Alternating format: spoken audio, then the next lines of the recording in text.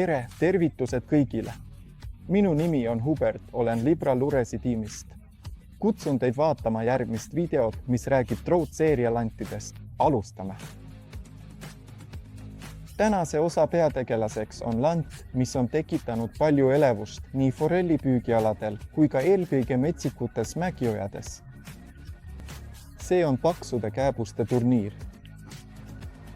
Nagu te ilmselt teate, on meie valikus juba olemas tavaline fatitvorn, mis jäljendab väga hästi jämedat vihmaussi. See on korralik ussijupp, mis meelitab isegi kõige ettevaatlikumad forellid võtma. Siin on meil fatitvorn toornament, mis on tavalise fatti kõhnem versioon, kuid lisaks oleme siia lisanud veel mõned täiustused. Kõigest sellest saate teada just selles videos. Alustuseks räägime sellest, mis neid peibutisi ühendab.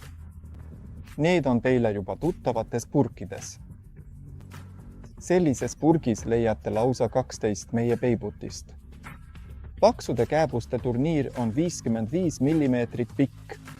See on loodud eelkõige võistluslikuks forellipüügiks, kuid toimib suurepäraselt ka tavalistel kalalkäikudel, et forelli tõhusalt püüda. Need peibutised on valmistatud ujuvast materjalist. Tänu sellele saame kasutada laia valikut rakendusi. Cheburaška, pliist või wolframist igipea, külgtross, drop-shot või nedrig. Kõik vastavalt teie eelistustele. Kõige sagedamini püüame selle peibutisega tavalise rakendusega. Wolframpea ja okasteta konks, sest püügikohad, kus me kalastame, seda nõuavad. Seda kõike näete kohe, kuidas ma seda peibutist kõige sagedamini rigin. Aga nüüd liigume edasi selle juurde, kuidas see üldse välja näeb.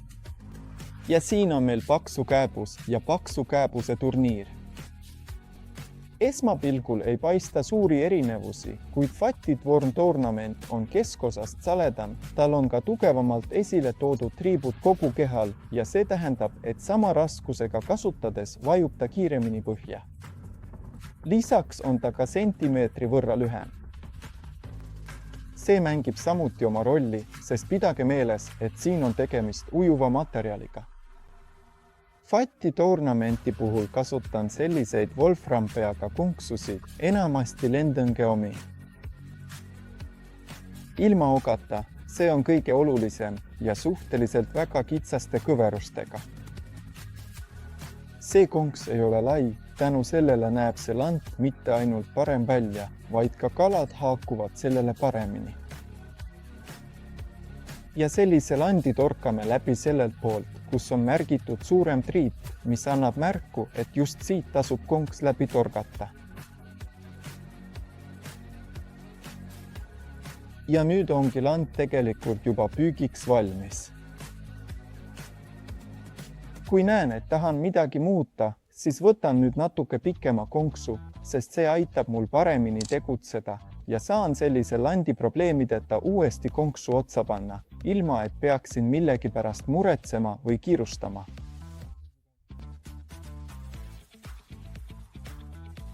Sest Libra Luresi materjal on väga vastupidav, mehaanilistele kahjustustele hästi vastupidav. Tänu sellele saame mitte ainult landi vabalt ümber rigida, vaid võime ka mitu kala püüda ühe ja sama kummilandi peal.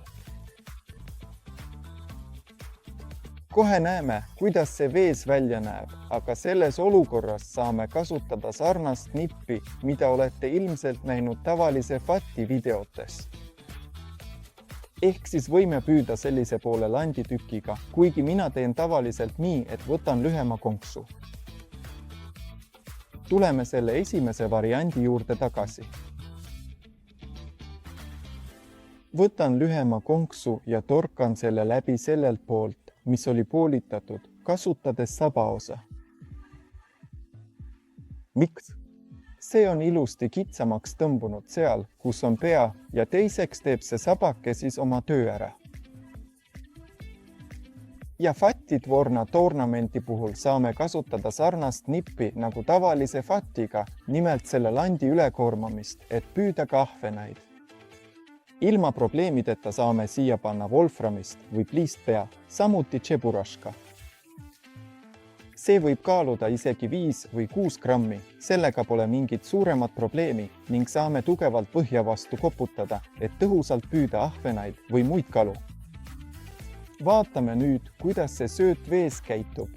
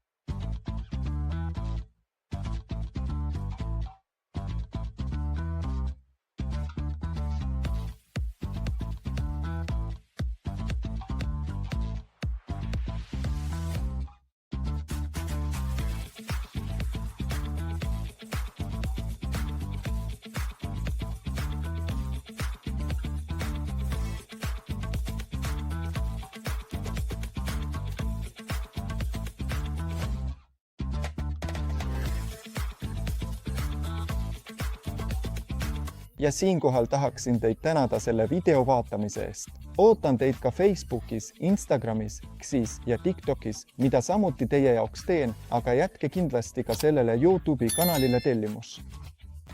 Näeme juba järgmises videos.